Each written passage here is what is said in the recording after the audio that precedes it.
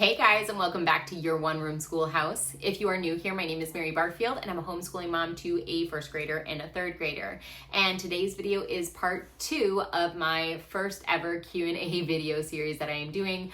I planned to only do one video, but I got so many questions, and I'm such a chatty person when I answer my questions, it made sense to split it into 2 videos. So today is that second half of those questions that I didn't get to in my first video. Now, before you watch this, if you didn't see that first video, I'll link the previous one, part 1, down below for you to go check out first, and then I would recommend then coming back to this one. But without further ado, let's get into the first question. Okay, first question is, how do you motivate when a child gets distracted or wants to go off and do something else? So I've got younger learners. I've got a currently 5-year-old who's going to be turning 6 this month, excitingly, and then a just recently turned 8-year-old. So I will say for my 8-year-old, I don't really have this problem a ton with her or at all. The only thing that she can get kind of distracted with or like, oh, I don't want to do this, is occasionally math. But even then I'm like, hey, you only have to do 20 minutes. Like I set a time limit for math or whatever the subject is. And I say, this is what you got to do. When this is over, you know you've completed it and you can move on. So I think by setting a parameter or an expectation of, hey, this will be over as long as I do my work in 20 minutes and then I get to go do, maybe reading or something else that I'm more excited about, I think that helps, right? But that's with her. With my youngest daughter, she is 5, about to be 6. She's a very young first grader. She gets a little bit more wiggly. She's more like my kinetic baby. She's literally pure energy and joy and just loves to just run around. So for her, I recognize part of it's her age, but part of it is truly her personality. My oldest wasn't like this when she was her age. So with my youngest, I have to give her more breaks. And the beauty of moving our homeschooling room from our loft down to our kitchen is that I can let her, if she's completed her math, I'm like, okay, you take a break, I'm going to work with your older sister, and then she'll run outside, and we have a fenced in backyard, it's very safe and everything, and I can keep an eye on her and she can run and play and get rid of some of those wiggles. And then 20 minutes later, once I'm done with my oldest, I'll send her to do some independent work, and then I'll pull my youngest daughter back in, and she'll be much more focused because she's gotten some of that antsiness and energy out of her, and she can then relax and focus on the task at hand.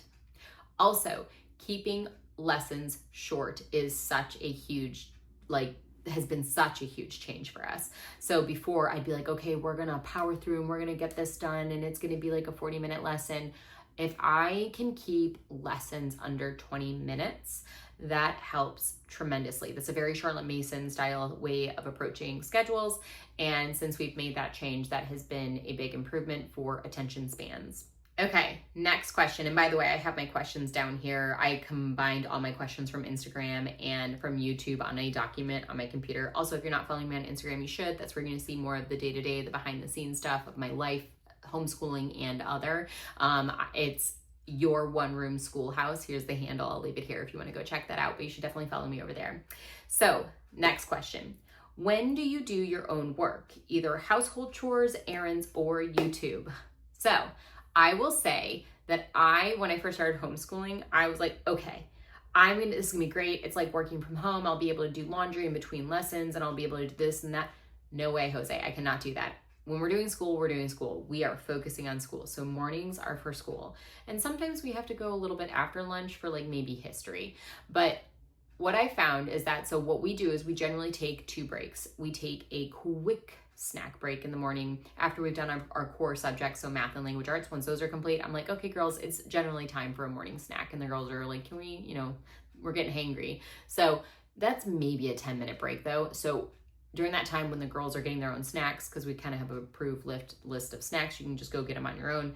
While they're doing that, I might do dishes. I'm not running upstairs to do laundry or anything else. I'm doing something quick that I can do right there in the kitchen. And generally it is putting up dishes or taking them out of the dishwasher, that kind of thing. So I'll use the small pockets I have, but they are truly just snack break. And then we have lunch.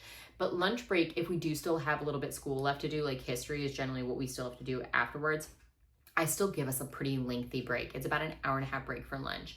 I use that for me as time to work out, eat lunch, shower, throw laundry in, do any of those random things that I can within that hour-and-a-half time frame.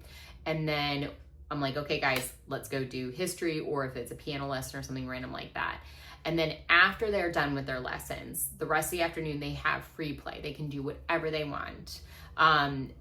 That's when I'm getting all of my stuff done.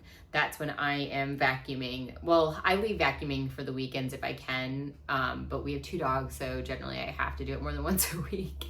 But afternoons, and then more specifically after dinner or after the girls have gone to bed.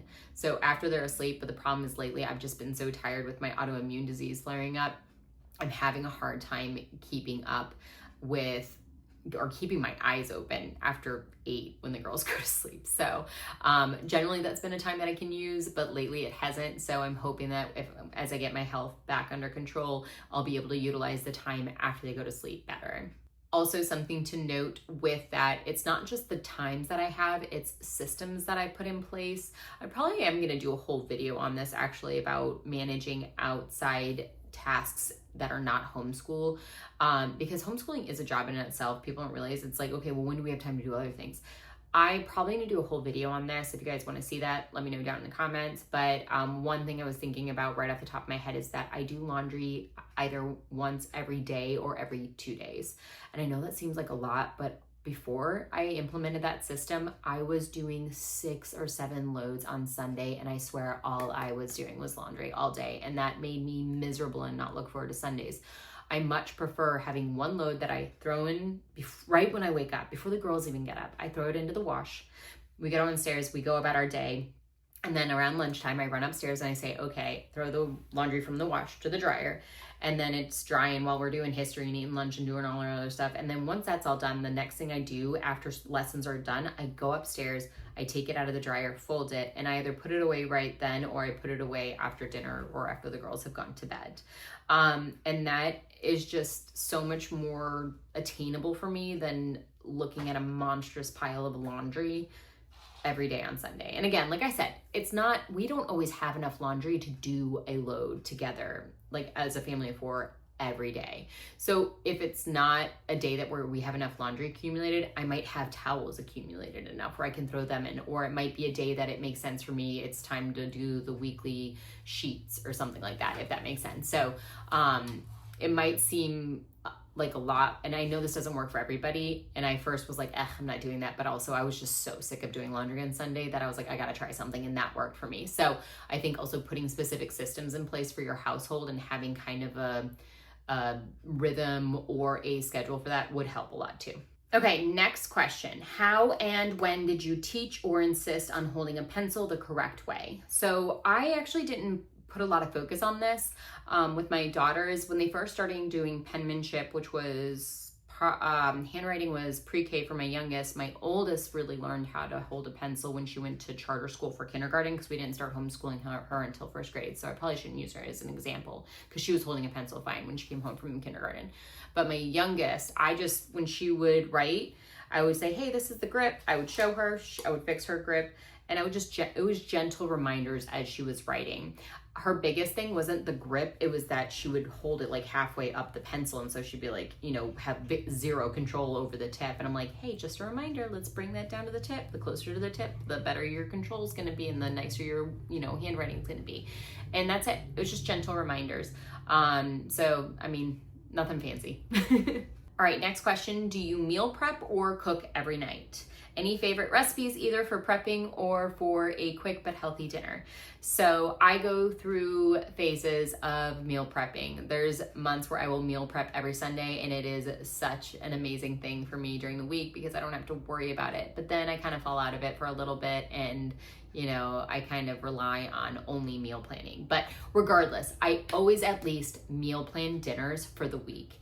And I have a little spot in my planner. I write Monday, Tuesday, Wednesday, Thursday, and then I write in the meal that we're gonna have that night. But I do use a erasable pen because inevitably I might say we're gonna do, chicken and rice soup on Monday, but ultimately we decide that we're gonna go out to dinner that night. So I'll move the soup to Sunday maybe and bump that meal that we were gonna do on Sunday to the next week. So I do leave things loose. If I'm not meal prepping, I meal plan, but if I'm meal prepping, that's ultimately honestly the best for us. And with regards to recipes, follow me on my Instagram channel.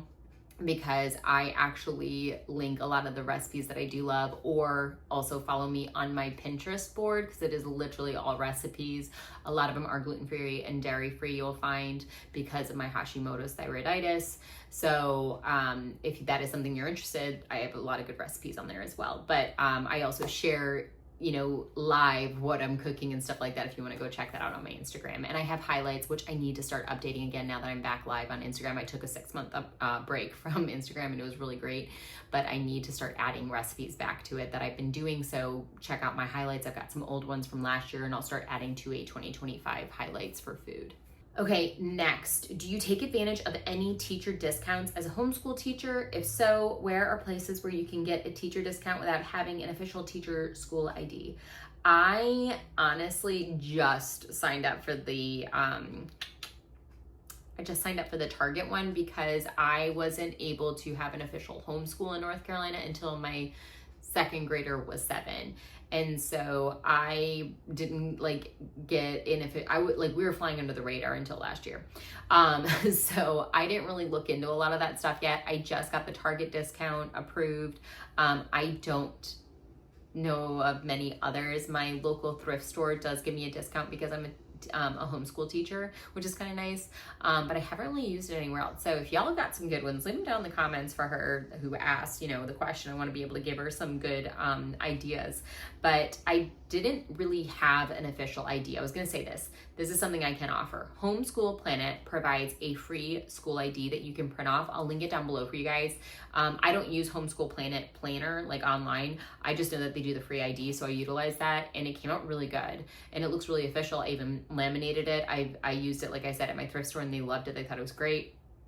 So if you are looking for an ID of sorts, and I used it alongside my homeschool intent form from North Carolina, proving that I had a homeschool. I used that to get approved for the Target teacher discount. So, because they needed an ID, and it worked. So go check that out if you want to get a homeschool teacher ID so that you can use it at places locally that you can share it visibly with them. Okay, next question. Do you give your kids breaks during school time? 3 to 4 hours would be way too long for my child to sit and do school in one straight shot, or maybe mine is just a bit younger and that's why. Without knowing the age of this person's child, I've got a 5 and a 8-year-old. So when I say we do 3.5 hours of school every day, it's not straight through. There's breaks for sure. Like I said, we take that snack break and then we take that lunch break, but also my kids are not doing school individually that long. Like I'll work with my oldest on math and then send my youngest to go play or do something else she wants to do. And then I'll swap over to my youngest while my oldest is either doing independent work or she'll go, you know, draw or something. So there's a lot of inherent breaks that naturally happen because I'm working one-on-one with them, kind of back and forth to give them those little breaks. But again, keeping lessons short also helps a ton. Having a flow, so we do our morning subjects first, then we take that snack break, so then they get another break there, and then we do morning time, which is no more than 45 minutes, but we're also switching through so many things within that 45 minutes. We're doing poetry, we're reading a poem for 5 minutes, then we're doing 10 minutes of Spanish. So there's like a consistent changing, and lessons are staying under, for the most part, 10 to 15 minutes. That kind of keeps their brains fresh. So even though they're not getting a break in that 45-minute period, their brains are getting a break by switching from one thing to the next. And then I'll do science with one of the girls every other day, because they're doing separate sciences that we do twice a week each. So Monday and Wednesday are for my youngest, and Tuesday and Thursday are for my oldest. So then after morning time, we'll do that science. And then generally if we do have time, we'll do history and get it done. But I recognize that for them, they need that break, like we're talking about, and I'll go ahead and let them do lunch. I'll go work out. I'll have my lunch and shower, and then we'll have that big break, and then I'll be like, hey guys, let's come back together and do our history. And again, we keep those lessons super short. Next question is, any tips on helping younger kids with reading comprehension or memory? Mine loves when I read to her, but also says, I don't know when I ask some general comprehension questions. I don't know the age of your child, but I'm wondering if she is younger than my kiddos if you watch my channel. So honestly, that's totally normal. I think that's absolutely normal in the very younger years. Now, if your child's getting into second, third grade, they should be giving you more narrations and more being able to remember more the details of the passage you just read or the chapter or whatever it is. And what I have found personally for my kids that works the best, if their hands are busy, their ears are open. So what I mean by that is that when I'm doing a read aloud, a lot of times I will give them some kind of coloring activity to do or drawing activity to do. Or even with my youngest, when last year, I would give her magnet tiles and she would build things as she would listen and she'd be able to retell the whole story to me. But if I say, hey, sit there and listen to me, they'll be like, woo doo doo doo doo. And then I'll be like, hey, do you remember what happened? They're like, no idea. Even though they had nothing going on. So I'm telling you, if you can give them a kinetic activity with their hands, but that isn't going to require them to like read or something, like you wouldn't want them to do that because then if they're reading, they're not listening to you read, if that makes sense. Like give them something that doesn't require any of that kind of brain activity, but like, you know, they can draw and they can use their hands and their eyes, then they will be able to much better pay attention with their ears. I swear it works. Okay, we've only got 3 more questions. So this question is, you've talked about doing Mapwork and history timelines. Can you give a little more info on what each of those are, when, how you incorporate them into your schooling, etc.? I'm not sure if there is enough for a separate video, but I'm interested in both topics, examples. I'll answer here, but if you guys want a little bit more information, I'm happy to do a full video on it. So Mapwork is something that I incorporate into my history when it makes sense. Like if we talk about a place, like we're talking about the Fertile Crescent with Story of the World. Now, Story of the World has its own map work incorporated into the activity, which is really great. But let's say you didn't get the activity guide, right? And you only have the main book spine that you want to read to your kiddos. So I will read the passage, and let's say they were just talking about the Fertile Crescent. I will pull up the map and I will just show the kids. I will say, hey, here's the Fertile Crescent. It's between here and here. Here's the Tigris and the Euphrates River. Like I will have them look at it on a map, and then that's it. Like we'll move on from there. And if it's something like with geography, like with Hollingsea Holling books we're reading during morning time, there are maps floating around for free on the Ambleside Online Facebook group. I will print off those from their file on Facebook group, and I'll have each of my kid have one, and they can like draw like, hey, this is where the seagull was, because we're reading Seabird right now. But let's say like Paddle to the Sea. We did a whole like bumping around the Great Lakes last year with both girls, and they learned about the cities all around them, and we were like, hey, this is where Paddle is going through this, you know, Erie Canal right now, and talked about what a canal was. It's just very organic. It's not like regimented or anything like that. I keep it pretty like conversational, if that makes sense, and I don't test them on anything at this age. At least as they get older, we'll probably get a little bit more into like, let's review, let's go over what we learned for the last couple of weeks, but right now I don't think we're at that point.